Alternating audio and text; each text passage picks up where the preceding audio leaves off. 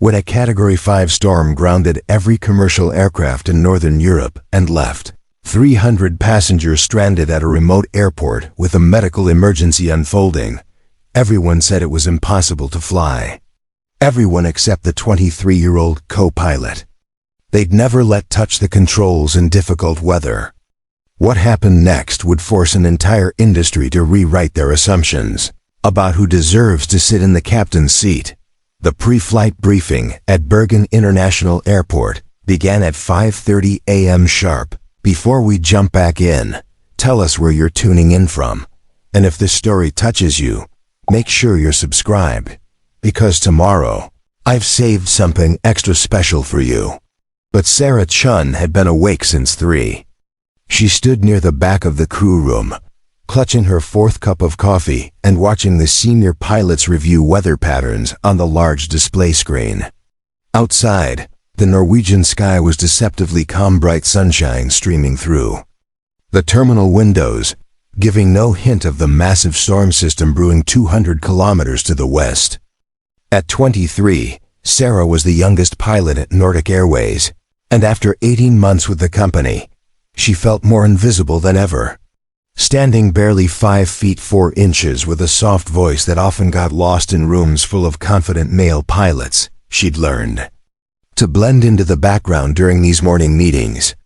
The other pilots called her Little Chun behind her back, not with malice, but with the casual dismissal reserved for someone they saw as temporary, unserious, not quite pilot material. Captain Erik Larsen dominated the briefing room with his commanding presence, his weathered hands gesturing toward the meteorological charts as he addressed the assembled crew.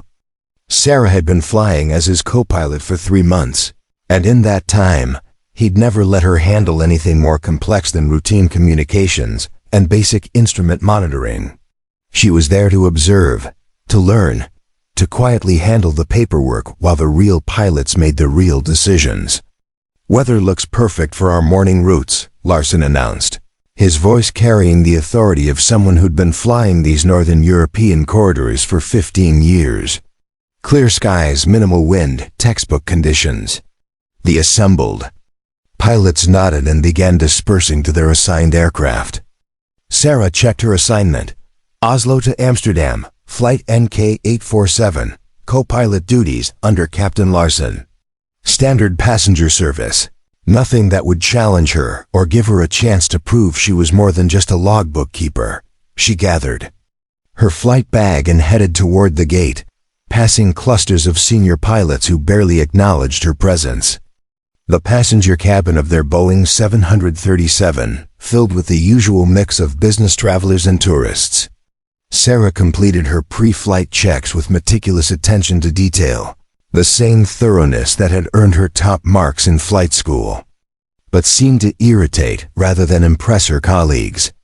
Every system verified, every protocol followed, every backup procedure mentally rehearsed. "Relax, Chen," Larsen said as he settled into the captain's seat. "It's a milk run to Amsterdam. Even a flight simulator could handle today's conditions." He adjusted his headset and took control of the radio communications, leaving Sarah to monitor instruments and update the flight log. As they pushed back from the gate, Sarah caught a glimpse of the western horizon through her side window.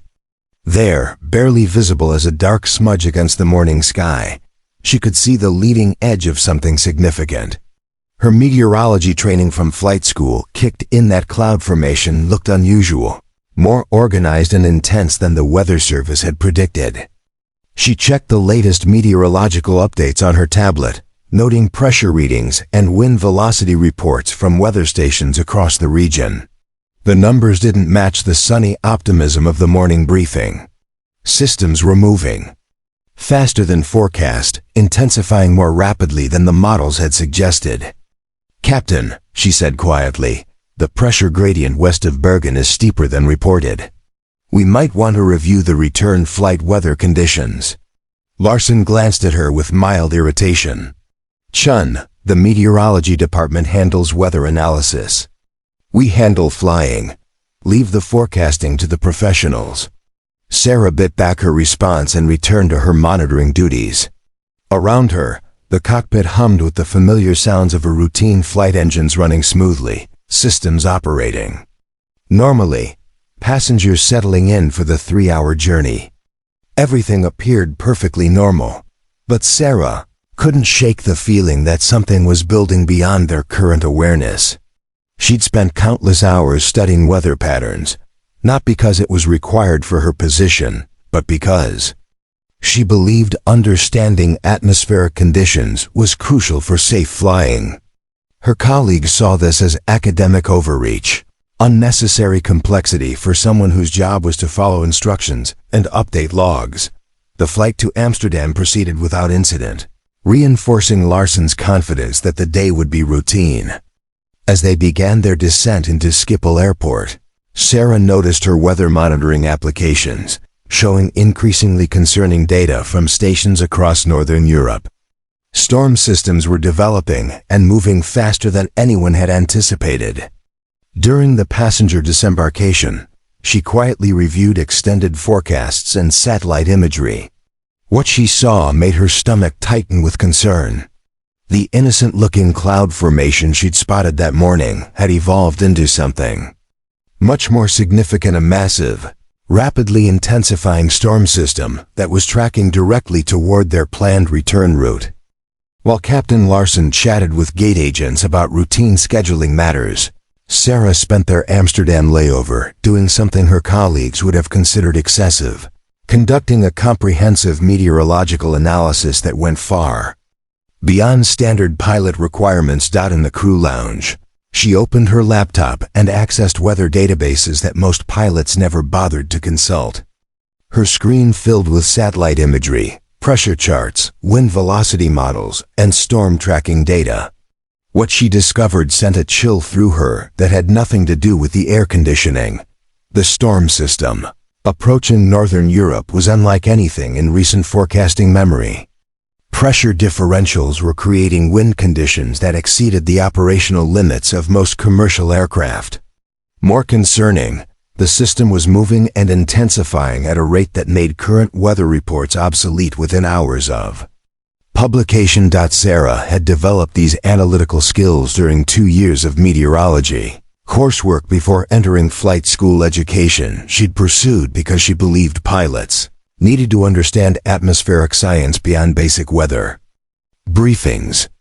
Her instructors had encouraged this depth of knowledge, but her current colleagues viewed it as academic showing off, unnecessary complexity for someone whose job was to follow the captain's orders. She pulled up historical data on similar storm systems, cross-referencing pressure gradients with aircraft performance specifications. The numbers painted a clear picture. By late afternoon, flying conditions across Northern Europe would become dangerous for standard operations.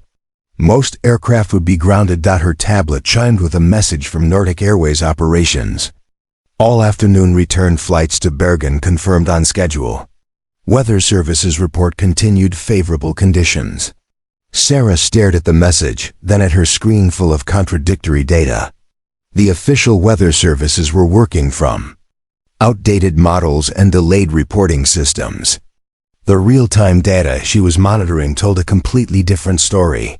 She spent the next hour creating detailed flight path alternatives, identifying airports with better approach conditions, calculating fuel requirements for extended holds, and diversions. This wasn't part of her assigned duties. Co-pilots weren't expected to develop contingency navigation plans. But Sarah had learned that being prepared for scenarios others hadn't considered was the difference between competent flying and exceptional flying. Her phone rang with a call from her former flight school instructor, Dr. Andreas Mueller, now worked with the European Aviation Weather Center. "Sarah, I see you're scheduled for a return flight to Bergen this afternoon," Dr. Mueller said without preamble. "Please tell me your captain is reviewing the developing weather situation." "The official briefing shows favorable conditions," Sarah replied carefully. "The official briefing is 12 hours behind reality. I'm looking at current atmospheric data that suggests you're flying directly into one of the most dangerous storm systems we've seen in Northern Europe in the past decade. Preparing and narrating this story took us a lot of time, so if you are enjoying it, subscribe to our channel, it means a lot to us. Now back to the story. Pressure gradients are approaching the limits of what commercial aircraft can safely navigate. Sarah felt her suspicions confirmed. What are you recommending? Honestly? Grounding all flights until the system passes. But since that's probably not going to happen, any pilot attempting that route needs to understand they're flying through conditions that will test every skill they've ever developed. After ending the call, Sarah reviewed her contingency plans with new urgency. She mapped alternate routes that could avoid the worst of the storm system, identified airports with instrument approach capabilities suitable for severe weather conditions, and calculated minimum fuel requirements for extended diversions. Her preparation went far beyond weather analysis. Sarah had spent months studying the specific performance characteristics of their Boeing 737 in extreme conditions, information that wasn't typically covered in standard training. She knew exactly how the aircraft would respond to severe turbulence, wind shear, and rapid pressure changes. During her time off, she'd also been quietly building relationships with air traffic controllers across Northern Europe, understanding their procedures for managing aircraft during severe weather emergencies. This network of professional contacts wasn't something her colleagues knew about or valued, but Sarah understood that communication with ground control could be the difference between safely navigating a storm and becoming a casualty statistic. As their departure time approached, Sarah made a decision that would have surprised her colleagues if they'd known about it. She printed copies of her weather analysis, alternate route plans, and emergency procedures. Not because she expected to use them. Captain Larson maintained final authority over all flight decisions, but because being prepared for contingencies had become second nature to her. When Larson arrived at the gate, he appeared relaxed and confident. "Beautiful day for flying," he commented, glancing at the sunny skies visible through the terminal windows. "Should be smooth sailing back to Bergen." Sarah nodded but quietly slipped her printed weather analysis into her flight bag. In a few hours, she suspected, those sunny skies would be a distant memory. The question was whether anyone would listen. When the storm made her preparation relevant. As passengers began boarding for their return flight, Sarah completed her final weather check. The numbers were even worse than her earlier analysis had predicted. She looked at Captain Larson, weighing her words carefully. "Captain, I'd like to review some updated weather data with you before takeoff." Larson checked his watch impatiently. "Chen, we've got a schedule to maintain." The weather briefing was fine this morning, and Amsterdam reports clear skies. "Let's focus on flying, not forecasting." Sarah nodded and took her seat, but her hand rested on the flight bag containing information. That might soon become the most important data in the cockpit. The return flight to Bergen began exactly as Captain Larson had predicted, smooth, routine, and uneventful. For the first hour, clear skies and gentle tailwinds made Sarah's weather concerns seem like academic overthinking. Larson settled into his typical pattern of handling all meaningful cockpit communications, while Sarah monitored instruments and updated flight logs. "See, Chen?" Larson said as they cruised at 37,000 feet above the German countryside. "This is why experience matters more than computer models. I've been flying these routes since before you were in flight school. You learn to feel the weather, not just read about it." Sarah bit back her response and focused on her monitoring duties. But her weather tracking applications continued showing disturbing developments. The storm system was intensifying exactly as her analysis had predicted, and it was moving faster than official forecasts indicated. This wasn't the first time her concerns had been dismissed. 3 months earlier, during a flight to Copenhagen, Sarah had identified potential icing conditions that weren't reflected in standard weather briefings. When she'd mentioned it to Captain Henriksen, he'd responded with patronizing patience. "Chen, meteorology is handled by specialists with decades of experience. Your job is to learn basic flying procedures, not to second-guess weather professionals.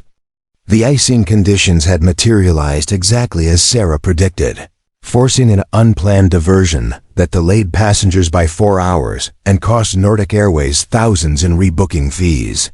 But instead of acknowledging her accurate analysis, the incident report focused on unforeseen weather developments, with no mention of her early warning. Similar patterns had emerged repeatedly during her 18 months with Nordic Airways. When Sarah identified a potential mechanical issue during pre-flight inspection, a subtle vibration in the auxiliary power unit that suggested bearing where Captain Johansson had overruled her concerns. "Chen, that APU has been making that noise for weeks. Maintenance cleared it yesterday. Don't create problems where none exist." The APU failed 3 days later during a critical phase of flight, forcing an emergency landing and a complete engine replacement that grounded the aircraft for 2 weeks. Again, the incident report attributed the failure to normal wear patterns, with no acknowledgement of Sarah's earlier identification of the problem. Even her successes were systematically minimized. During a challenging approach to Stavanger in heavy crosswinds, Sarah had calculated optimal approach speeds and flare techniques that would compensate for the gusty conditions. When she'd shared these calculations with Captain Anderson, he'd implemented them exactly, but credited the smooth landing to his experienced feel for difficult approaches. The pattern extended beyond flight operations. When Nordic Airways introduced new navigation software, Sarah had spent her own time learning the system's advanced features and developing more efficient route planning protocols. Her innovations could have saved the airline significant fuel costs across their fleet, but when she'd presented her findings to the operations manager, he'd thanked her for her enthusiasm and suggested she focus on mastering basic co-pilot duties before worrying about fleet optimization. What frustrated Sarah most was how her preparation and analytical thinking were consistently reframed as character flaws. Her thorough pre-flight procedures were seen as excessive cautiousness. Her weather analysis was viewed as academic showing off. Her mechanical insights were dismissed as inexperienced worrying. During crew meetings, she watched senior pilots share war stories about challenging flights they'd navigated through experience and instinct. When Sarah occasionally offered insights about how systematic analysis might have predicted or prevented certain difficulties, the room would grow uncomfortably quiet. Later, she'd overhear conversations about textbook pilots who thought too much and felt too little. The dismissal wasn't limited to her flying capabilities. When Nordic Airways was selecting pilots for their new transatlantic routes, prestigious assignments that represented significant career advancement, Sarah wasn't even invited to submit an application. Captain Bergman, the chief pilot, explained that transatlantic flying required seasoned judgment and proven experience in complex conditions. "You're still developing fundamental skills, Chen," Bergman had said during their brief meeting. "Focus on building a solid foundation in European routes before thinking about international operations." The irony wasn't lost on Sarah that her fundamental skills consistently exceeded those of pilots who received the advanced assignments. Her navigation accuracy, fuel efficiency calculations, and weather analysis routinely outperformed senior colleagues.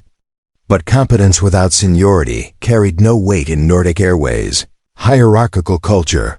Even routine scheduling reflected her marginalized status.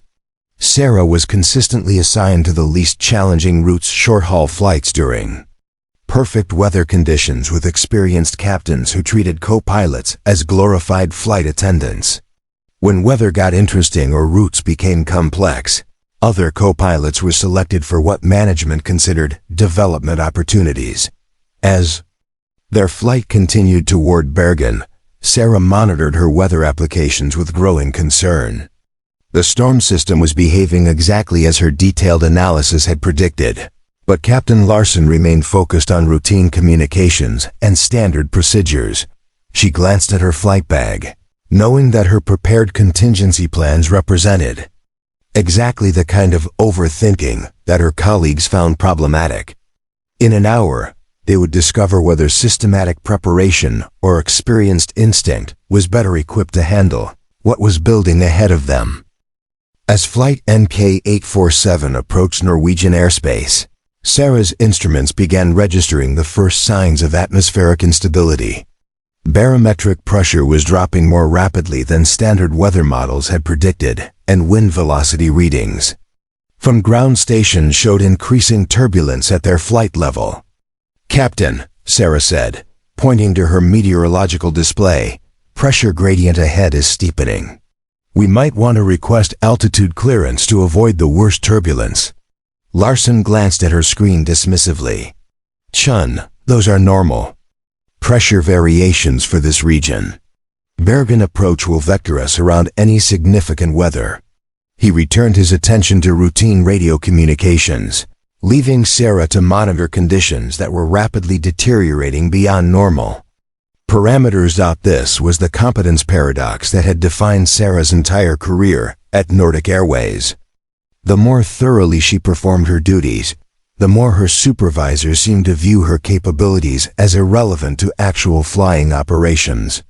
Her expertise was simultaneously acknowledged and dismissed, recognized in performance reviews, but ignored in operational decisions. 6 months earlier, during her annual evaluation, Captain Bergman had noted her exceptional technical proficiency and outstanding attention to detail. The report praised her navigation accuracy, fuel efficiency calculations, and comprehensive understanding of aircraft systems. But these same qualities were consistently excluded from meaningful flight operations. "Chun knows the technical aspects better than pilots with twice her experience," Bergman had written in her evaluation. However, commercial aviation requires more than textbook knowledge. Real flying demands instinctive decision-making and the kind of seasoned judgment that only comes from years of experience in challenging conditions. The evaluation recommended Sarah for continued development in routine operations while noting that she wasn't ready for complex weather conditions or challenging approaches.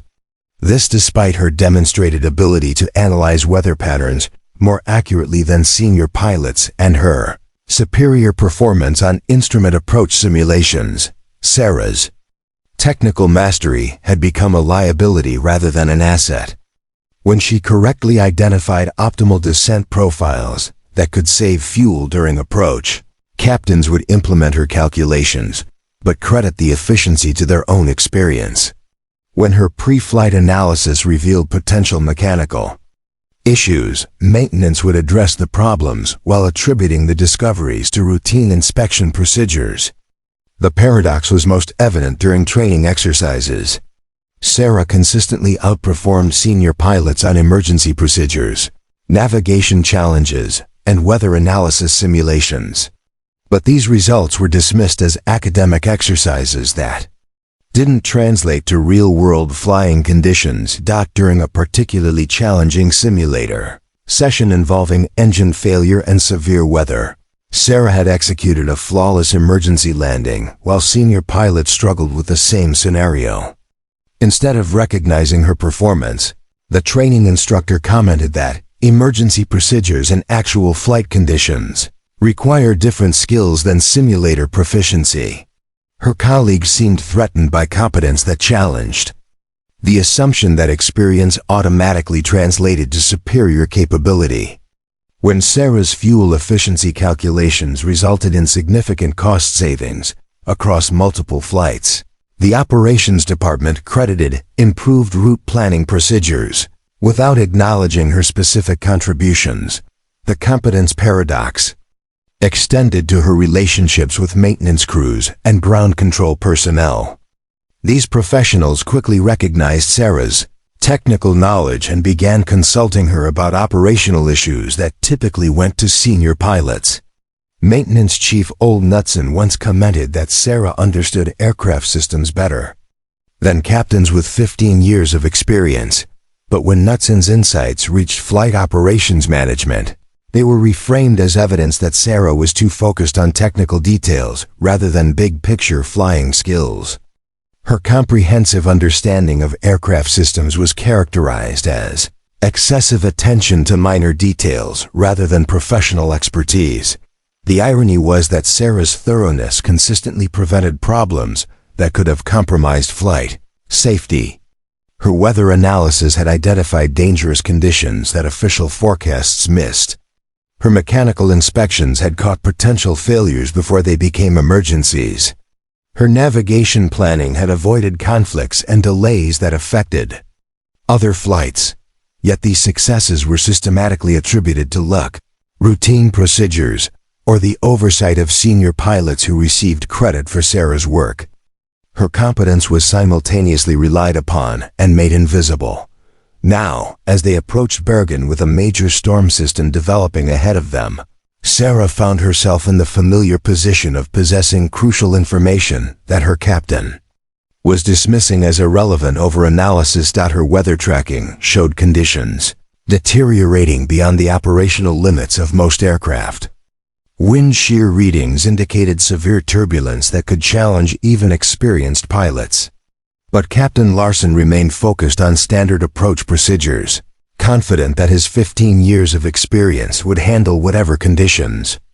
They encountered. Sarah checked her contingency plans one more time, knowing that her preparation represented exactly the kind of excessive technical focus that her supervisors discouraged.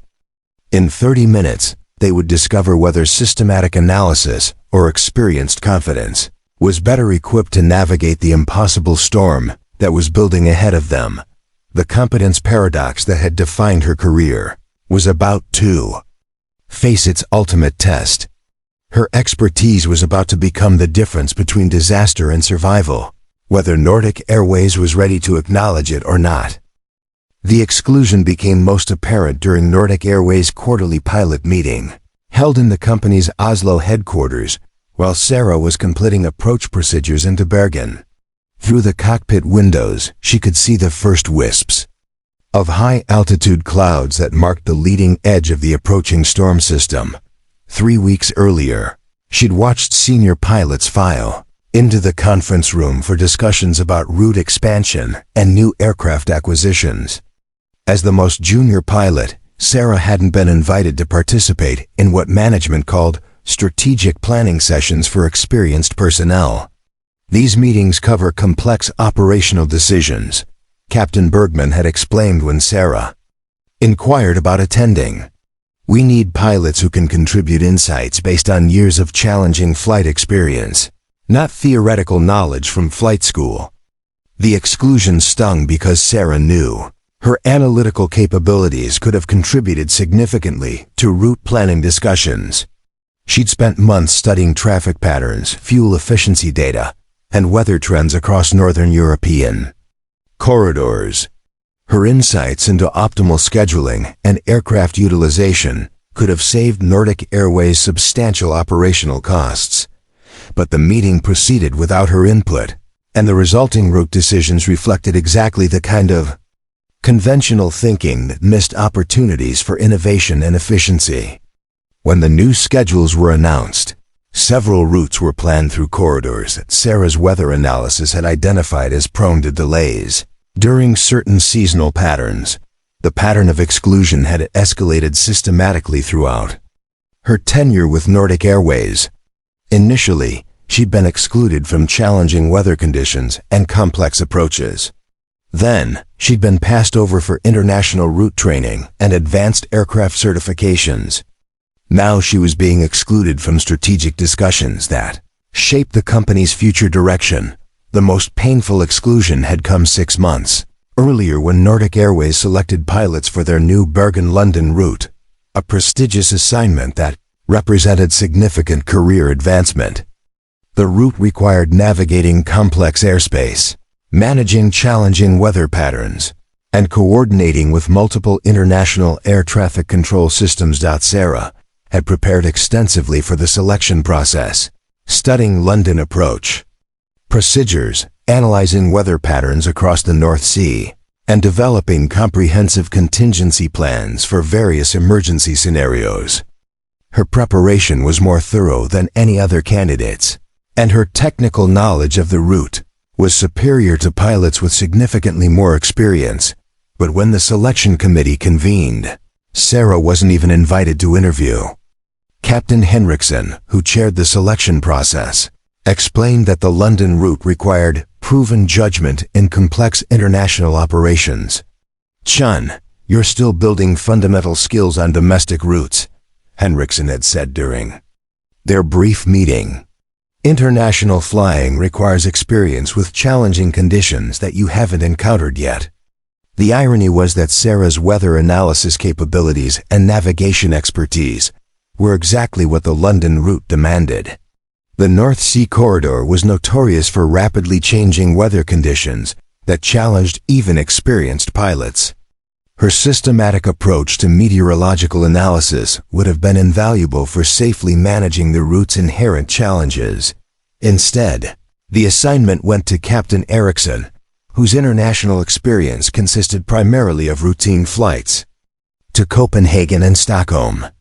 Eriksson's selection was based on seniority rather than capability, and his first month on the London route resulted in 3 weather-related delays that Sarah's forecasting methods would have predicted and avoided. But the selection committee's decision stood, and Sarah remained assigned to routine, domestic flights that required minimal skill and offered no opportunity for professional growth.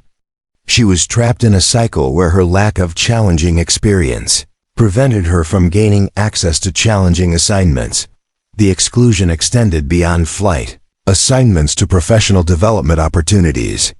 When Nordic Airways offered advanced weather analysis training through the European Aviation Safety Agency, senior pilots were automatically enrolled while Sarah's application was deferred pending evaluation of training priorities. When the company introduced new navigation software that could significantly improve route efficiency, Sarah was excluded from the pilot training program, despite her superior technical aptitude. The software training is designed for pilots who will be using these systems on complex international routes, the training coordinator explained. Even routine crew assignments reflected her marginalized status.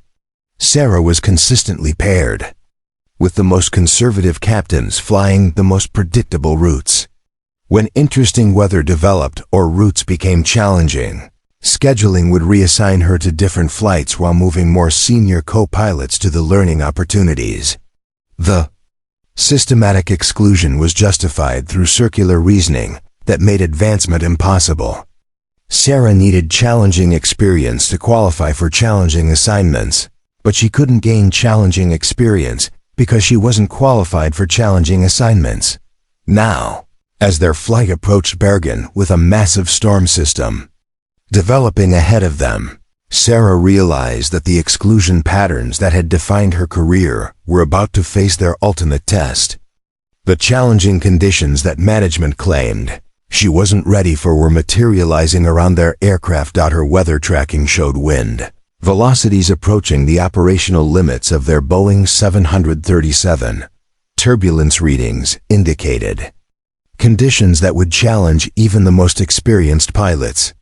But Captain Larson remained confident that standard procedures and experienced judgment would handle whatever they encountered. Sarah checked her contingency plans, knowing that her systematic preparation represented exactly the kind of analytical thinking that Nordic Airways had consistently excluded from operational decisions.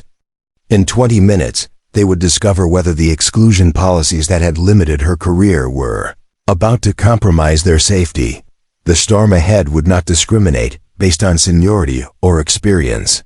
It would test every skill they possessed, and Sarah's excluded expertise might become their only hope for survival. The first official questioning of Sarah's motives came during a routine safety briefing 2 months before the storm that would change everything. She'd been reviewing approach procedures for Bergen's challenging runway configuration when Captain Johansson noticed her detailed analysis of wind patterns and terrain obstacles. "Chen," Johansson had said, his tone carrying an edge of suspicion. That's pretty comprehensive research for someone flying routine passenger service. Any particular reason you're studying advanced approach procedures you'll never use? Sarah had explained that understanding complex approaches helped her better support captains during challenging conditions. But Johansson's expression suggested he wasn't convinced. Just make sure you're focusing on your assigned duties rather than trying to learn procedures above your clearance level. The comment planted a seed that grew throughout Nordic Airways' pilot community. Sarah's thorough preparation, once viewed as admirable dedication, began to be reinterpreted as inappropriate ambition. Her weather analysis was seen as overstepping boundaries. Her mechanical knowledge was questioned as exceeding her role. During crew briefings, she noticed subtle changes in how colleagues responded to her insights. When she'd identify potential issues or suggest procedural improvements, the room would grow uncomfortably quiet. Later, she'd overhear fragments of conversation that made her stomach twist with recognition. Chen spends a lot of time studying procedures that aren't really her responsibility. She'd heard Captain Anderson whisper to his co-pilot, "Makes you wonder what she's really trying to prove. Maybe she thinks she's ready for captain duties." The co-pilot had replied, "Some people get ambitious pretty quickly." The whispers intensified after an incident during a flight to Stockholm, when Sarah had correctly identified a navigation error that could have resulted in airspace violations. Instead of acknowledging her sharp observation, Captain Henriksen's incident report noted co-pilot Chen's tendency to monitor procedures outside her assigned scope of responsibility. The report's language was carefully neutral, but its implications were clear. Sarah's competence was being reframed as insubordination, her preparation as evidence of poor judgment about appropriate boundaries. The questioning became more direct during her 6-month review with Captain Bergman. He'd spread her performance evaluations across his desk like evidence in an investigation, his expression thoughtful but concerned. "Chen, your technical scores are exceptional," Bergman had begun. "But there are questions about your focus and priorities. Several captains have noted that you seem more interested in procedures beyond your current responsibilities than in mastering basic co-pilot duties." Sarah had tried to explain that comprehensive understanding made her more effective in supporting flight operations, but Bergman had interrupted with raised hand. "I understand your enthusiasm, but enthusiasm without proper direction can become problematic. We need co-pilots who focus on their assigned role, not on procedures they're not qualified to handle independently." The review had concluded with a formal notation about scope of responsibility and appropriate professional boundaries. Sarah left the meeting feeling like her dedication had been turned into a character flaw, her competence transformed into evidence of poor judgment. The questioning reached its peak when Nordic Airways implemented new security protocols that required additional background screening for pilots with elevated access to operational information. Sarah was flagged for review because her weather analysis activities involved accessing meteorological databases beyond standard pilot requirements. The security interview had been conducted by Lars Peterson, Nordic Airways Chief of Flight Operations, in a sterile conference room that felt more like an interrogation chamber than a professional meeting. "Chen, can you explain why you regularly access advanced weather modeling systems that aren't typically used by commercial pilots?"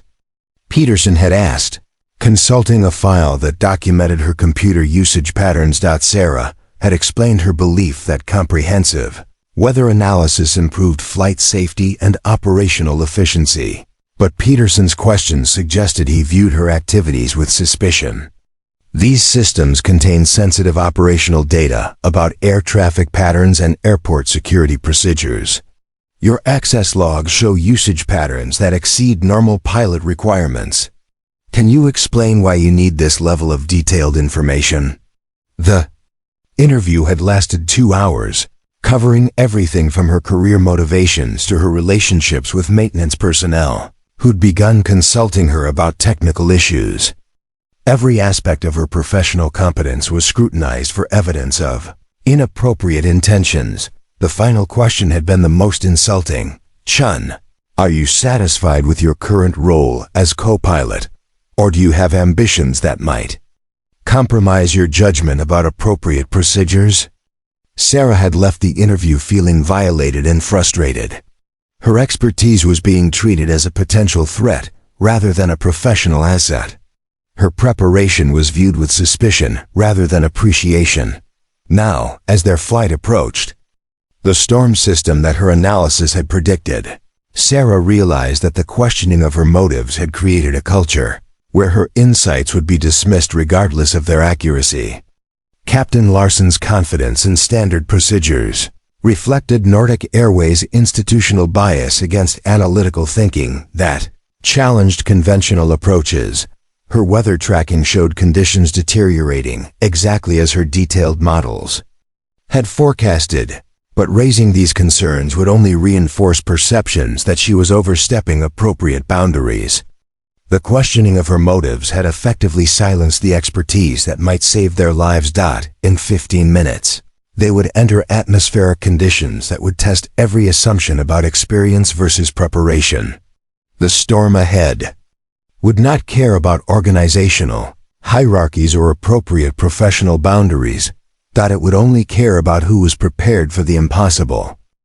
The formal meeting that would define the boundaries of Sarah's career took place in Captain Bergman's office 3 weeks before the storm. While outside his windows, Bergen's airport operated under perfect blue skies that gave no hint of the chaos that weather could unleash. Bergman sat behind his mahogany desk. Sarah's personnel file spread before him like evidence in a court proceeding. The file was thick with performance reviews, training records, and what he diplomatically called behavioral observations from senior pilots who'd expressed concerns about her operational focus. Chen, we need to have a serious conversation about your role within Nordic Airways, Bergman began, his tone carrying the weight of institutional authority. Your technical competence is undeniable, but there are growing concerns about your understanding of appropriate professional boundaries. Sarah sat rigidly in the uncomfortable chair facing his desk, knowing that this moment had been building for months. Every weather analysis she'd conducted, every procedural improvement she'd suggested, every display of expertise beyond her assigned scope had led to this confrontation. Several captains have reported that you consistently engage with operational procedures outside your designated responsibilities. Bergman continued, consulting notes from various flight reports. Weather analysis beyond basic pilot requirements. Mechanical assessments that exceed co-pilot duties. Navigation planning that ventures into captain-level decision-making. The charges felt like accusations of professional misconduct, rather than recognition of competence. Sarah's systematic preparation was being reframed as insubordination. Her expertise transformed into evidence of poor judgment about organizational hierarchy. Sir, I believe comprehensive understanding makes me more effective in supporting flight operations, Sarah replied, keeping her voice steady despite the frustration building inside her. My weather analysis has prevented delays, my mechanical observations have identified potential issues, and my navigation work has improved fuel efficiency. Bergman's expression remained unmoved. That's exactly the problem, Chen. You're taking on responsibilities that belong to other departments and senior personnel. Weather analysis is handled by meteorological specialists. Mechanical issues are managed by maintenance teams. Navigation planning is a captain's prerogative. He leaned forward, his voice taking on a paternalistic tone that made Sarah's skin crawl. Commercial aviation operates on clearly defined roles and responsibilities. When co-pilots start making decisions above their clearance level, it creates confusion and potentially compromises safety. The irony was staggering. Sarah's expertise had consistently enhanced safety and efficiency, but Bergman was arguing that competence itself represented a safety threat when it challenged established hierarchies. Your performance reviews consistently note exceptional technical skills, Bergman continued, but they also document a concerning pattern of exceeding appropriate scope. Several captains have expressed discomfort with your tendency to monitor and analyze procedures that aren't your responsibility. Sarah realized that her competence had become inconvenient for colleagues, who preferred co-pilots who asked fewer questions and offered fewer insights. Her analytical thinking challenged the comfortable assumption that seniority automatically translated to superior capability. I'm implementing formal guidelines for your continued employment with Nordic Airways, Bergman announced, pulling out a document that had clearly been prepared in advance. Effective immediately, your duties will be strictly limited to standard co-pilot responsibilities, instrument monitoring, radio communications as directed by the captain, and flight log documentation. The limitations were detailed and comprehensive. Sarah was prohibited from accessing advanced weather databases unless specifically authorized by her captain. Her pre-flight inspections were limited to standard checklist items with no additional mechanical analysis. Her navigation work was restricted to updating flight plans already approved by senior pilots. Furthermore, Bergman continued, you're prohibited from offering procedural suggestions or analytical insights unless specifically requested by your captain. Your role is to support flight operations through assigned duties, not to second-guess or supplement the decision-making of experienced pilots. The document included monitoring provisions that felt like professional surveillance.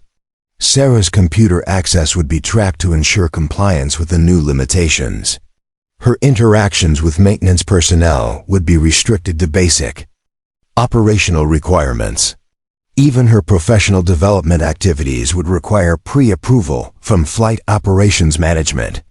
I want to be clear about the consequences of non-compliance, Bergman said, his tone leaving no room for misinterpretation. Any violations of these guidelines will result in immediate disciplinary action, up to and including termination from Nordic Airways. Sarah stared at the document that effectively crippled her ability to contribute meaningfully to flight operations. Her expertise was being systematically suppressed to maintain organizational comfort with traditional hierarchies. Sir, these restrictions prevent me from utilizing skills that could enhance flight safety and operational efficiency, Sarah said, making one final attempt to reason with institutional irrationality. Chen, your job is not to enhance anything beyond your assigned responsibilities, Bergman replied sharply. Your job is to perform co-pilot duties as defined by company policy and aviation regulations. Nothing more, nothing less. He handed her a pen and pointed to the signature line at the bottom of the document. I need your acknowledgement that you understand and accept these limitations. Your continued employment depends on your compliance with these guidelines. Sarah signed the document with hands that trembled slightly from suppressed anger. She was being officially prohibited from exercising the competence that made her valuable, forced to limit herself to a narrow role that wasted her capabilities. As she left Bergman's office, Sarah understood that Nordic Airways had chosen organizational comfort over operational excellence. They preferred predictable mediocrity to the disruptive influence of competence that challenged established assumptions. 3 weeks later, as Flight NK-847 approached Bergen with a massive storm system building ahead of them, those official limitations would face their ultimate test. The approaching weather would not respect organizational hierarchies or professional boundaries. It would only care about who was prepared to exceed their assigned limitations to save lives. The first indication that their routine flight to Bergen had become something else entirely came at 1447. When Bergen approached, control's routine vector instructions were interrupted by an urgent transmission that cut through the standard radio chatter like a knife. All aircraft inbound Bergen, be advised we have rapidly deteriorating weather conditions. Category 5 storm system approaching from the west. Wind gusts now exceeding 80 knots with severe turbulence reported at all altitudes. Captain, Larsen's confident demeanor shifted instantly. Sarah watched his hands tighten on the controls as he processed information that contradicted everything the morning weather briefings had predicted. Outside their cockpit windows, the innocent blue skies were rapidly giving way to towering thunderheads that stretched from ground level to 40,000 feet.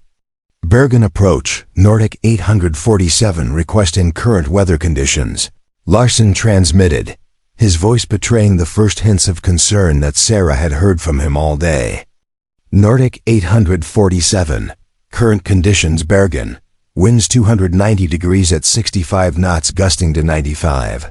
Visibility 800 meters in heavy rain, cloud base 200 feet, severe turbulence all altitudes. Runway 17 closed due to crosswind limitations. Runway 35 marginal. For landing operations. Sarah's stomach dropped as she processed the numbers. These weren't challenging weather conditions. They were conditions that exceeded the operational limits of most commercial aircraft. The storm system she'd been tracking had intensified beyond even her most pessimistic projections. "Sir," she said quietly, "my weather analysis this morning indicated this system was developing faster than official forecasts predicted. The pressure gradients I calculated suggested, not now." "Chen," Larsen snapped, his attention focused on radio communications with Bergen approach.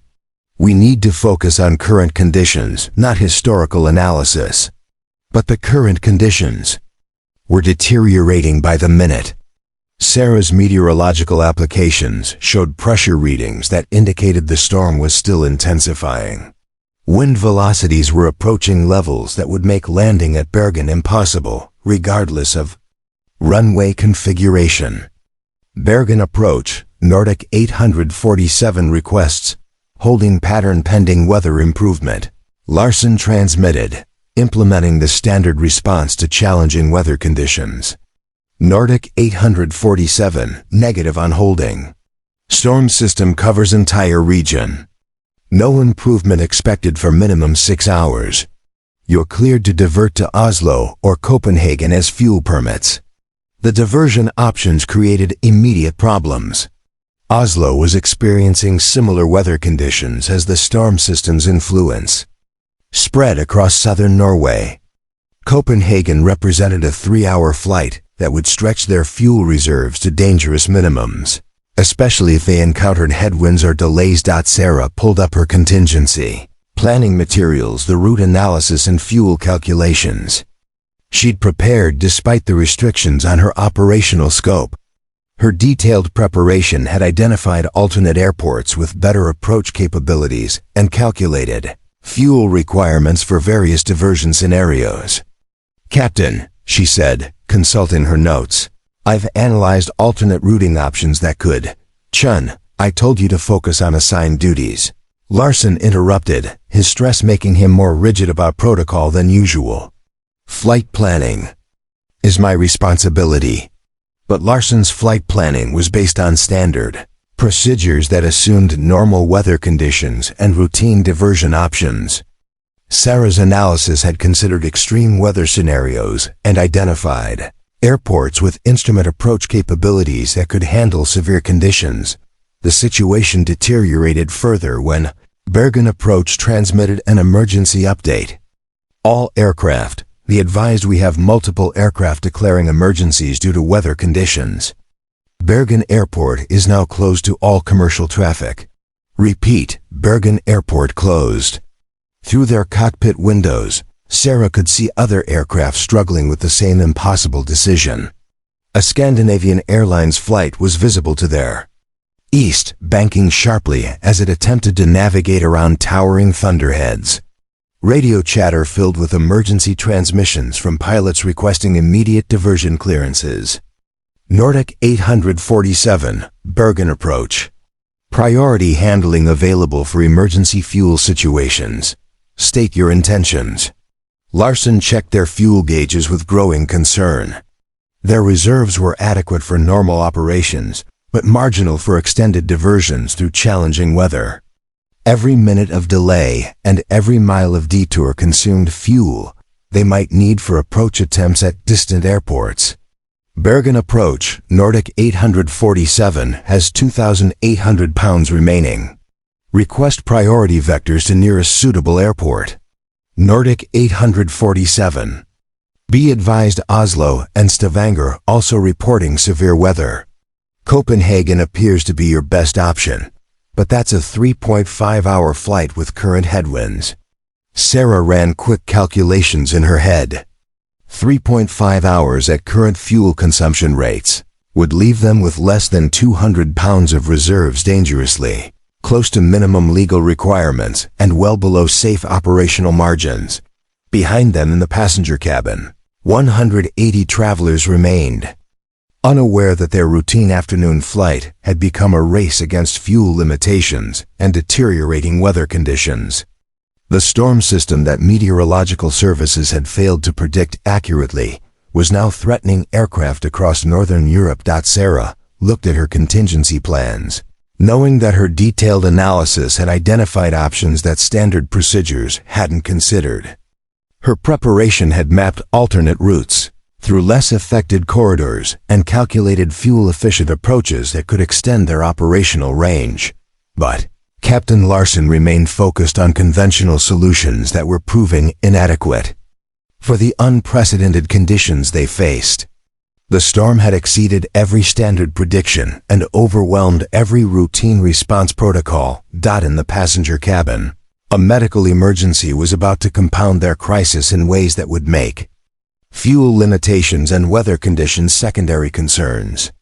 But first, they had to navigate through atmospheric conditions that were testing the limits of what commercial aviation considered possible. The crisis had emerged with stunning speed, transforming a routine flight into a survival scenario that would test every skill and every assumption about what experienced pilots could handle. Sarah's forbidden expertise was about to become their only hope for survival. The first conventional approach failed spectacularly at 15:23 when Captain Eriksson's flight from Stockholm attempted to land at Bergen despite deteriorating conditions. Sarah and Captain Larsen listened to the emergency radio traffic as Eriksson's aircraft was caught in severe wind shear during final approach, forcing an aborted landing that consumed precious fuel and terrified passengers. Bergen Tower, Scandinavian 419 executing missed approach. Severe downdrafts and wind shear on final. Unable to maintain approach path, Eriksson's strained voice transmitted across the emergency frequency. Scandinavian 419, understand missed approach. The advised runway conditions now below minimums for all commercial aircraft. Recommend immediate diversion. Larsen exchanged glances with Sarah as they processed the implications. If an experienced captain like Eriksson couldn't manage the approach conditions, Bergen Airport was effectively closed to commercial traffic. Their options were narrowing rapidly. The second failure came when Nordic Airways Flight 623 attempted the Copenhagen diversion that represented their most viable conventional alternative. Captain Henriksson's transmission revealed the fatal flaw in standard diversion procedures. Bergen approach. Nordic 623 declaring minimum fuel emergency. Weather delays have consumed our reserves. Requesting priority approach to nearest available airport. Sarah winced as she listened to Henriksson's increasingly desperate communications. The flight had encountered headwinds and routing delays that standard fuel calculations hadn't anticipated. What should have been a routine diversion had become a race against empty fuel tanks. Nordic 623, closest airport with acceptable conditions. Is Gothenburg 45 minutes flying time?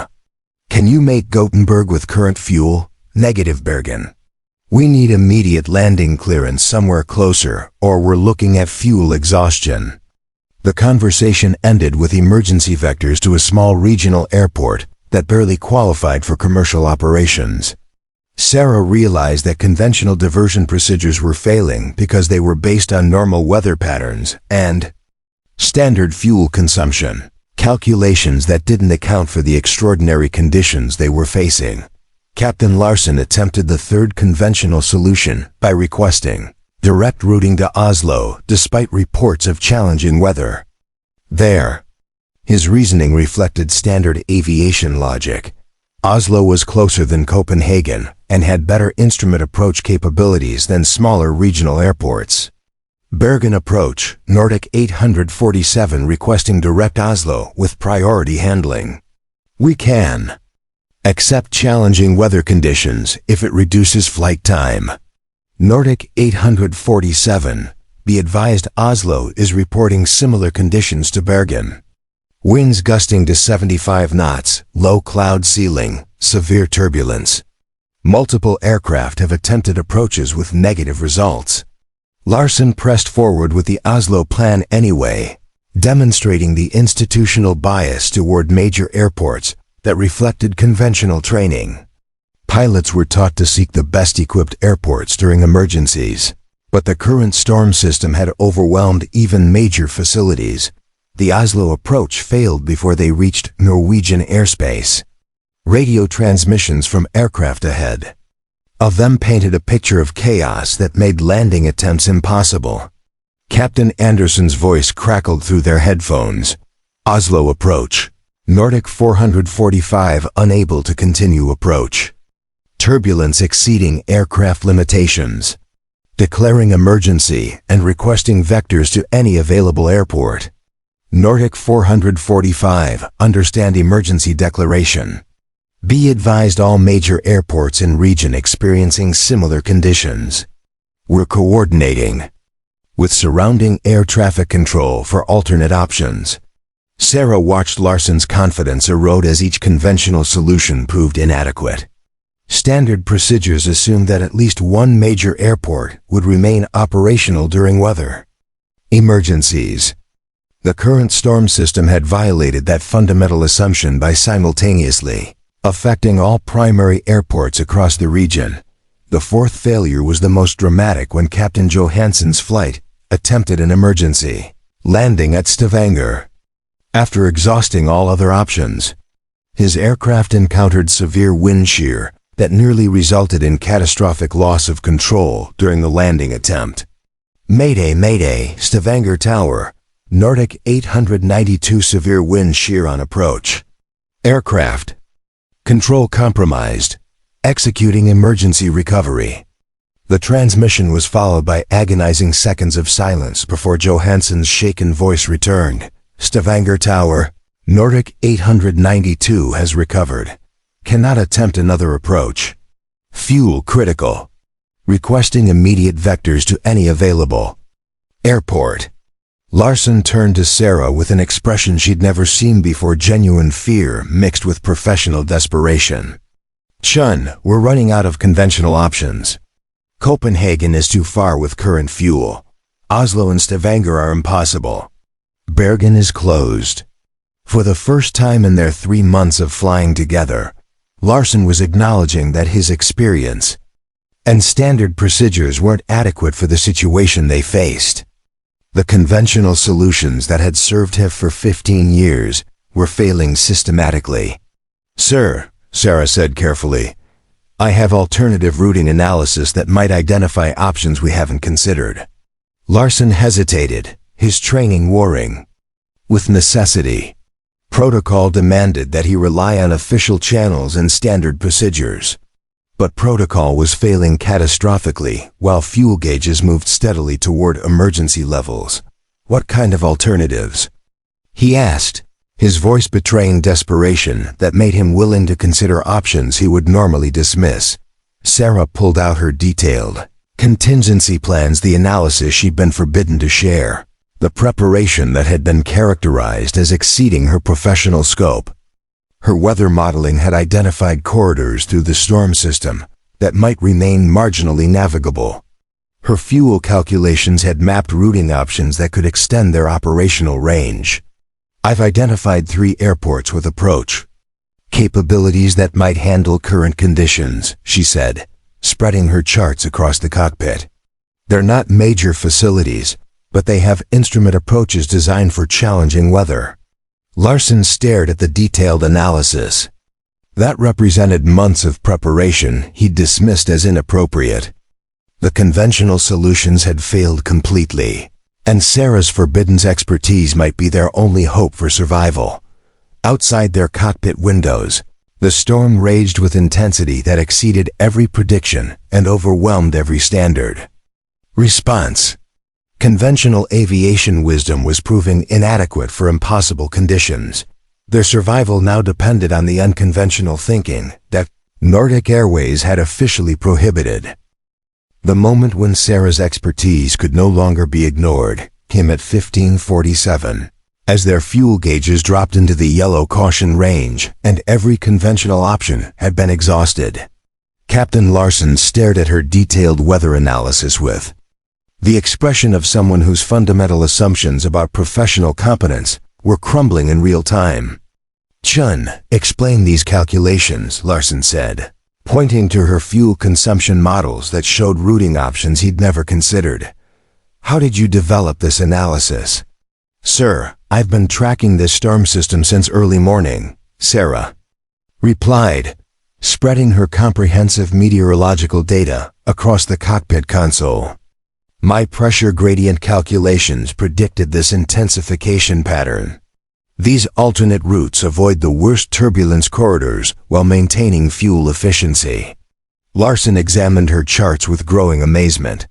Sarah's analysis included detailed approach procedures for 3 regional airports that weren't part of standard emergency protocols. Her calculations showed fuel consumption rates for various routing options and identified weather windows that might allow safe approaches. "This is incredibly detailed work," Larsen admitted. "But these aren't standard diversion airports.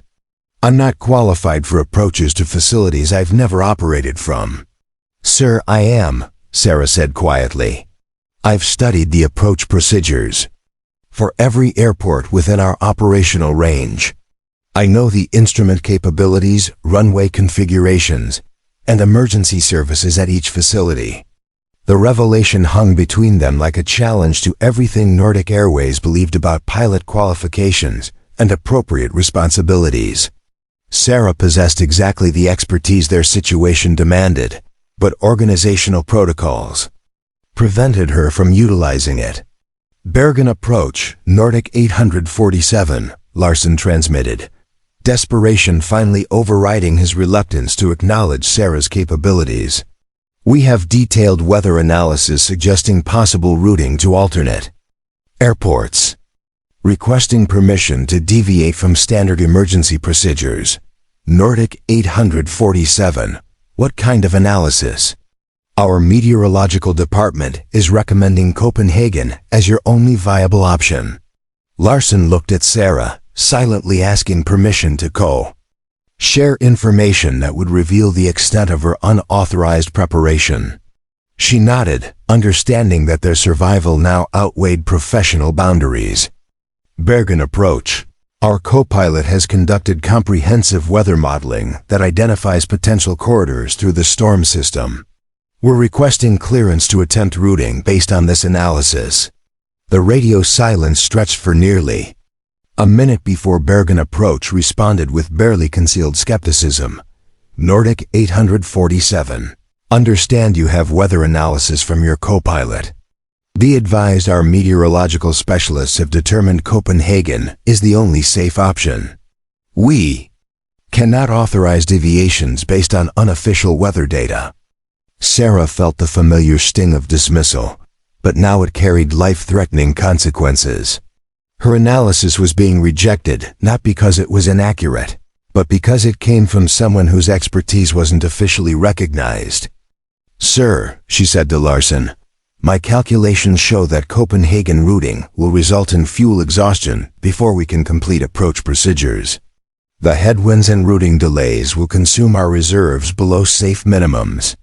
Larsen checked their fuel gauges again, confirming Sarah's assessment. They had perhaps 45 minutes of flight time remaining, but Copenhagen was at least 90 minutes away, through challenging weather conditions that would increase fuel consumption. "Bergen approach, Nordic 847 declaring fuel emergency." We cannot make Copenhagen with current reserves. Requesting immediate clearance to attempt alternate routing. Nordic 847, negative on alternate routing. Official weather analysis indicates Copenhagen is your only viable option. You're cleared direct Copenhagen with priority handling. The bureaucratic response ignored mathematical reality.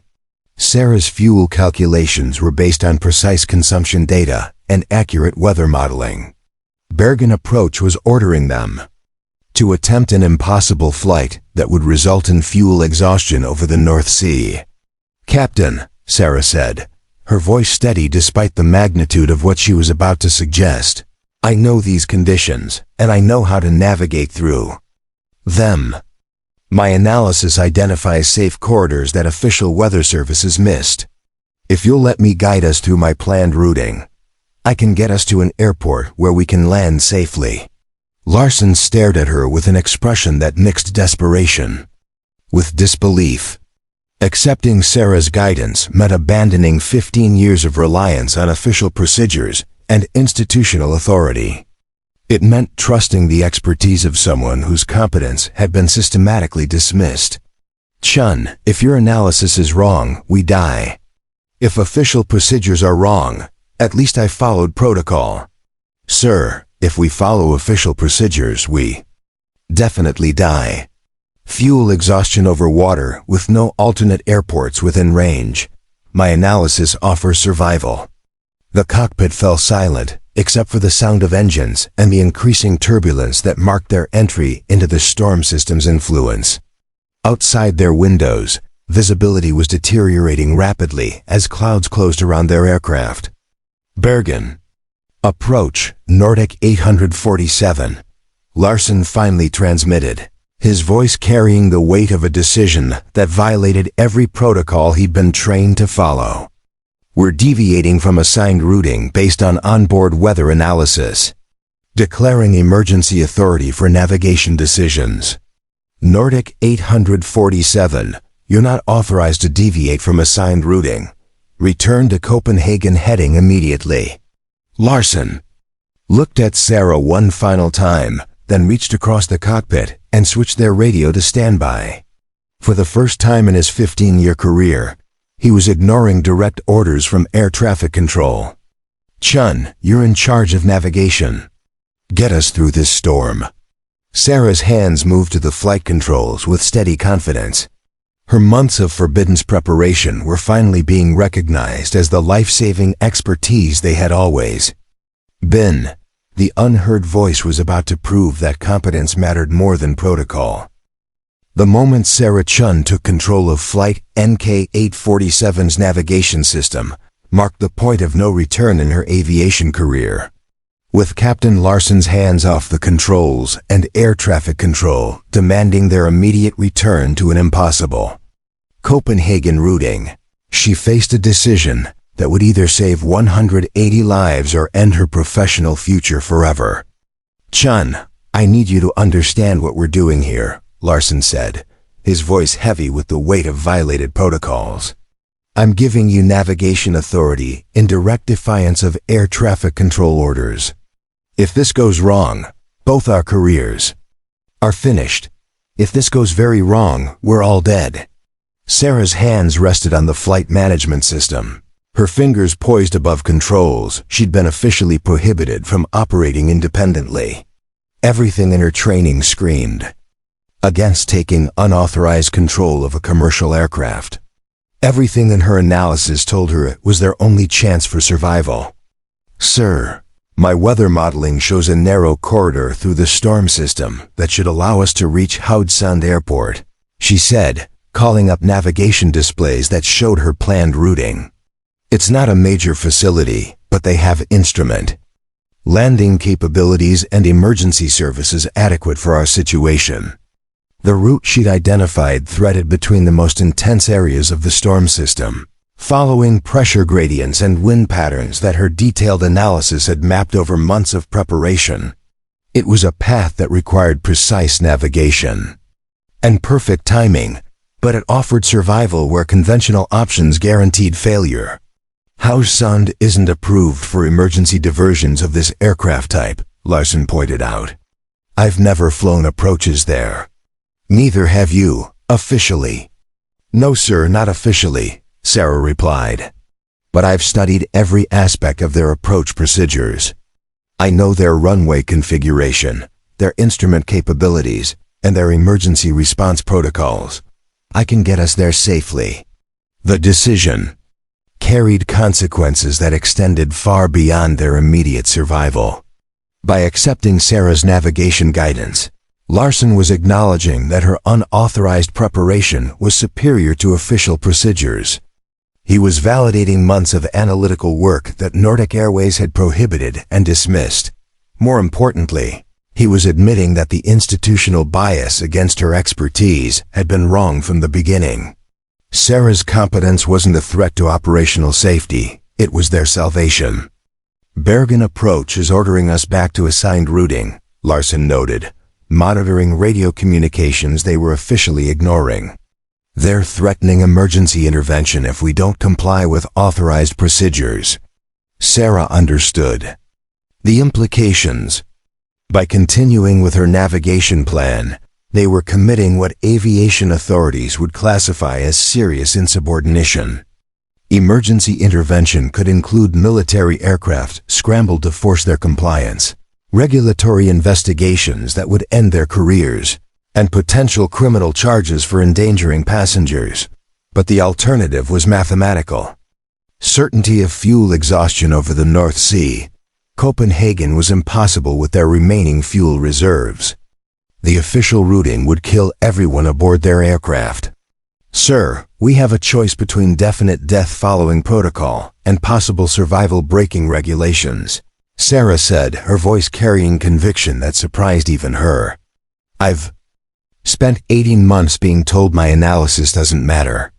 Today, it's the only thing that does matter. Behind them in the passenger cabin, 180 people remained unaware that their lives hung in the balance of this decision. They trusted that their pilots would make whatever choices were necessary to bring them home safely. That trust now depended on expertise that had been systematically suppressed and officially prohibited. Chen, I need to know you're absolutely certain about this routing, Larsen said. Not confident, not optimistic, certain, because once we commit to your navigation plan, there's no going back to conventional procedures. Sarah looked at the weather data streaming across her displays, at the fuel calculations that showed their dwindling reserves, at the routing analysis that represented months of preparation her colleagues had dismissed as inappropriate ambition. Sir, I'm certain. My analysis is accurate, my navigation plan is sound, and Hausund Airport can handle our approach requirements. I can get us through this storm. The cabin shuddered as they encountered the first significant turbulence, reminding them that atmospheric conditions wouldn't wait for bureaucratic deliberation. The storm system was intensifying exactly as Sarah's modeling had predicted, and every minute of delay reduced their chances of finding navigable corridors through the chaos. All right, Chen, Larsen said, his hands moving away from the primary flight controls. You have navigation authority. Get us home. Sarah's fingers moved across the flight management system with practiced precision, inputting routing coordinates that deviated dramatically from their assigned flight path. Her navigation plan would take them through weather conditions that other pilots were avoiding, following corridors that existed only in her detailed atmospheric analysis. Bergen Approach, Nordic 847, she transmitted, her voice steady despite the magnitude of what she was announcing. We are deviating from assigned routing due to emergency fuel situation. Proceeding direct Hausund via our onboard navigation. Analysis, Nordic 847, negative on deviation. Return to assigned routing immediately. You are not authorized for independent navigation decisions. Sarah switched off their transponder, effectively disappearing from air traffic control's primary tracking systems. For the next hour, Flight NK-847 would be navigating through one of the most dangerous storm systems in European aviation history. with only her expertise and Larsen's flying skills standing between 180 passengers and disaster. The decision was made. The protocols were broken. Her career was probably finished, but her passengers might survive because of expertise that had finally been recognized when survival depended on it. Flight NK-847 entered the storm system at 16:15, and within minutes, Sarah Chen was navigating through atmospheric conditions that were testing the absolute limits of what a Boeing 737 could withstand. The aircraft bucked and rolled as it encountered turbulence that threw passengers against their restraints and sent loose items flying through the cabin. Severe turbulence reduced speed to 250 knots, Sarah called out, her hands working across navigation displays as she tracked their position relative to the storm's most dangerous areas. Her weather analysis showed a narrow corridor of relatively stable air, but maintaining that corridor required constant course corrections and precise altitude management. Captain Larsen fought to maintain control as wind shear tried to flip their aircraft into an unrecoverable spiral. Chen, these conditions are beyond normal operational limits. Are you sure this corridor exists? Positive, sir.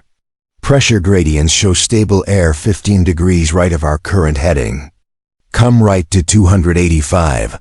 Climb to 28,000 feet. We need to thread between two circulation cells. Sarah's navigation was based on real-time atmospheric data that went far beyond standard weather reports. Her analysis integrated pressure readings, wind, velocity measurements, and temperature gradients from sources that most pilots never accessed.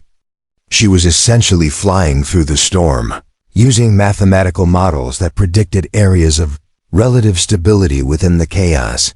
The first test came when they encountered a massive downdraft that dropped their aircraft 2,000 feet in less than 30 seconds. Passengers screamed as the sensation of weightlessness was followed by crushing gravitational forces that pinned them to their seats. Altitude alert, terrain warning, the aircraft's automated systems announced as they descended toward mountain peaks that were barely visible through the storm. Power up, nose up, we're in a microburst, Sarah called out, her meteorological training allowing her to identify the atmospheric phenomenon that was trying to drive them into the ground. Full power, climb at maximum rate. Larsen pushed the throttles forward and pulled back on the controls, trusting Sarah's analysis even as every instinct told him they were descending toward certain death. The engines roared as they fought against the downdraft, and slowly, impossibly, they began to climb back towards safe altitude. How did you know that was a microburst? Larsen asked, sweat beading on his forehead as they cleared the mountain peaks by less than 500 feet. Pressure signature and temperature gradient, Sarah replied, already adjusting their heading to avoid the next atmospheric hazard. My modeling predicted microbursts in this sector. We need to come left 20 degrees to avoid the next cell. The second test came in the form of wind shear that tried to tear their aircraft apart. Lateral forces exceeded design specifications as crosswinds gusted to over 100 knots, threatening to roll them inverted. The aircraft shook so violently that Sarah could barely read her instruments. Airspeed fluctuating, we're losing control. Authority, Larsen reported, his voice tight with concentration as he fought to maintain level flight. Wind shear corridor, 30 seconds to clear air, Sarah responded, tracking their position on displays that showed her precise analysis of wind patterns. Maintain current heading, reduce power 10%. Let the aircraft find its natural attitude. Her guidance went against conventional turbulence procedures that called for maximum power and aggressive control inputs. But Sarah's understanding of atmospheric physics told her that fighting the wind shear would only make it worse. Sometimes survival meant working with natural forces rather than against them. The aircraft stabilized as they emerged from the wind shear corridor, exactly as Sarah's calculations had predicted. Larsen stared at her with growing amazement as her analysis continued to prove accurate in conditions that were defeating experienced pilots throughout Northern Europe. "Chen, your weather modeling is more accurate than anything I've seen from official meteorological services. How is that possible?" "Different data sources, different analytical methods," Sarah replied, making another course correction to avoid a towering thunderhead that rose to 45,000 feet. "I integrate real-time atmospheric data that updates faster than standard forecasting models." The final test came as they approached Haugesund Airport through visibility that was essentially zero. Heavy rain and low clouds made visual approach impossible, forcing them to rely entirely on instrument procedures for an airport that wasn't equipped with the most advanced landing systems. Haugesund Tower, Nordic 847 declaring emergency, requesting immediate approach clearance. Sarah transmitted as they descended through clouds that were so thick they couldn't see their own wingtips. Nordic 847, weather conditions are below minimums. For commercial aircraft, we cannot authorize approach. Sarah checked their fuel gauges one final time. They had perhaps 15 minutes of flight time remaining, not enough to reach any other airport. Barely enough to complete one approach attempt. Haugesund Tower, we are fuel critical with no alternate airports available. We're going to attempt approach regardless of conditions. Request emergency services standing by. Nordic 847, understand emergency approach. Wind 270 degrees at 45 knots gusting to 65. Visibility 400 meters. You're cleared ILS, approach runway 27. Sarah's hands moved across the flight management system, setting up approach parameters for an airport she'd never flown to but had studied in exhaustive detail. Her preparation included backup approaches, missed approach procedures, and emergency landing techniques that standard training didn't cover. "Localizer captured, glide slope alive," she announced as their aircraft locked onto the electronic signals. That would guide them through the storm to a runway they couldn't see. "Altitude 2,000 feet, on glide path," Larsen reported, his voice betraying the tension of an approach that was testing every skill he possessed. 1,000 feet, still on glide path. "Speed good, configuration set. 500 feet, runway in sight." Through the driving rain and low clouds, the lights of Haugesund's runway appeared like a miracle. Sarah had navigated them through impossible weather conditions, using expertise that had been dismissed and prohibited for 18 months. 50 feet, 40, 30, 20, 10, touchdown. Flight NK 847 rolled to a stop on Haugesund's rain-soaked runway at 17:23, exactly 96 minutes after Sarah had taken navigation control. All 180 passengers were safe, and her forbidden expertise had proven more accurate than every official weather service in Northern Europe. Against all odds, the voice that had been silenced had saved every life aboard.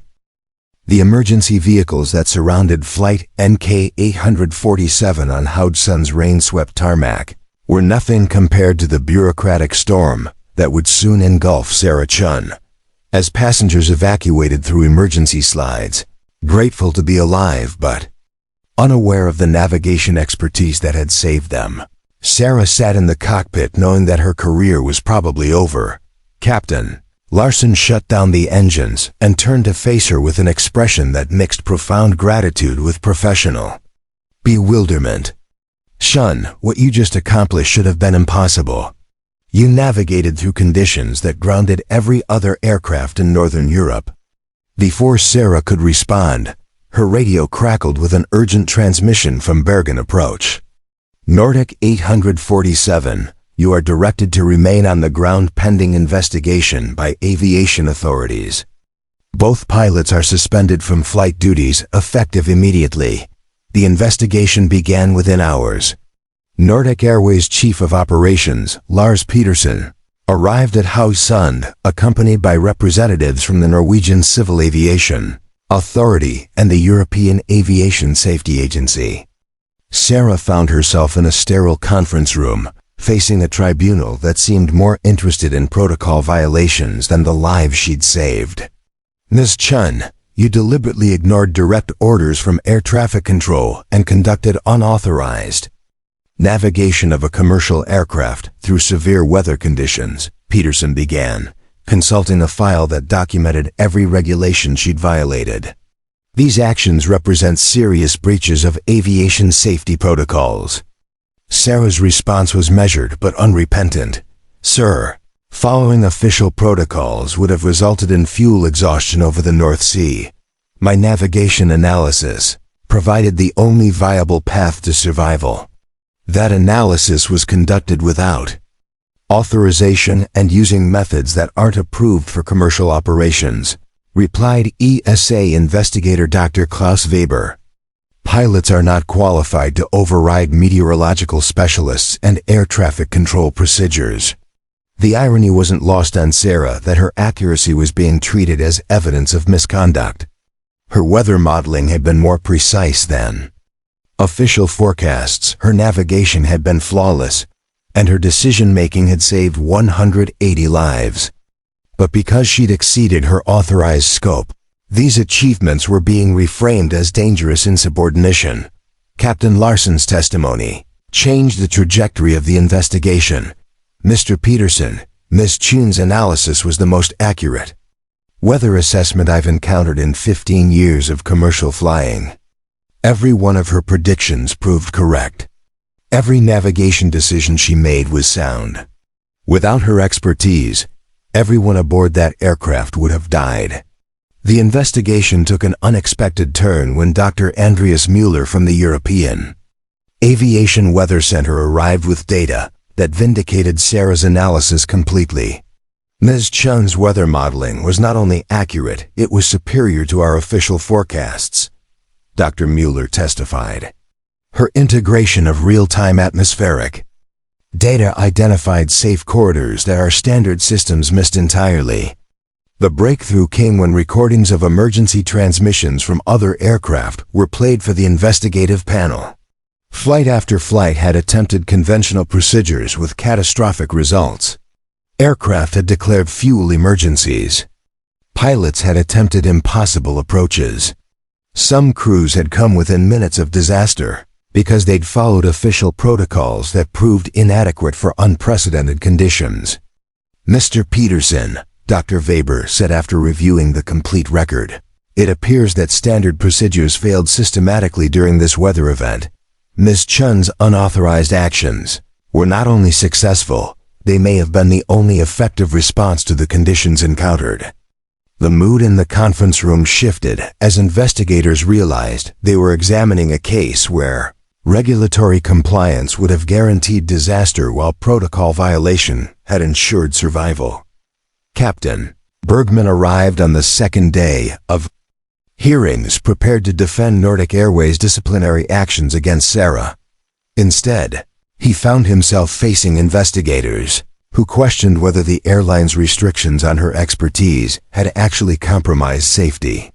Captain Bergman, your personnel file indicates that Ms. Chen was prohibited from accessing advanced weather databases and conducting analytical work that proved crucial for this successful navigation, Dr. Weber noted. Can you explain why these capabilities were restricted? Bergman's response revealed the institutional thinking that had nearly led to disaster. Ms. Chen's role was clearly defined as co-pilot support duties. Allowing personnel to exceed their assigned scope creates confusion about responsibilities and authority. But her expertise would have prevented this emergency situation entirely if it had been utilized for flight planning. Dr. Mueller interjected. Your restrictions prevented the application of superior analytical capabilities. The final day of hearings brought testimony from the 180 passengers whose lives Sarah had saved. Their statements were uniformly grateful and supportive, but one comment from passenger Michael Johansson captured the absurdity of the investigation. I don't understand why we're questioning the actions of the person who brought us home safely. Shouldn't we be examining why official procedures nearly killed us? The investigation concluded with findings that transformed Sarah's career and Nordic Airways' operational procedures. Rather than facing disciplinary action, she was commended for exceptional airmanship and life-saving decision-making under extraordinary conditions. More significantly, she was immediately promoted to captain and appointed as Nordic Airways Chief of Weather Analysis Operations, a newly created position that recognized expertise the airline had previously dismissed. 6 months later, Sarah stood in the same briefing room where she'd once been ignored while updating equipment logs. Now senior pilots listened attentively as she presented weather analysis that had become the gold standard for Northern European operations. The storm system approaching from the west shows characteristics similar to the Bergen incident, she told the assembled crews. My analysis indicates conventional routing will encounter severe conditions, but alternative corridors remain navigable. Captain Larson, now flying as her co-pilot, smiled as pilots who had once dismissed her insights now treated her recommendations as essential for safe operations. Captain Chen, what's your recommended routing for this afternoon's flights? The title still felt new, but Sarah had earned it through expertise that could no longer be denied or dismissed. Her unauthorized navigation had saved lives and proven that competence mattered more than protocol. As she outlined flight plans that would keep Nordic Airways aircraft safely away from dangerous weather, Sarah reflected on the journey from invisible logistics specialist to recognized expert. Sometimes proving yourself meant defying the people who claimed to know your limitations. Sometimes being too small to matter meant being exactly the right size to save everyone. The storm ahead looked challenging, but Sarah Chen was ready for it. After all, navigating the impossible had become her specialty. Up next, you've got 2 more standout stories right on your screen. If this one hit the mark, you won't want to pass these up. Just click and check them out. And don't forget to subscribe and turn on the notification bell so you don't miss any upload from us.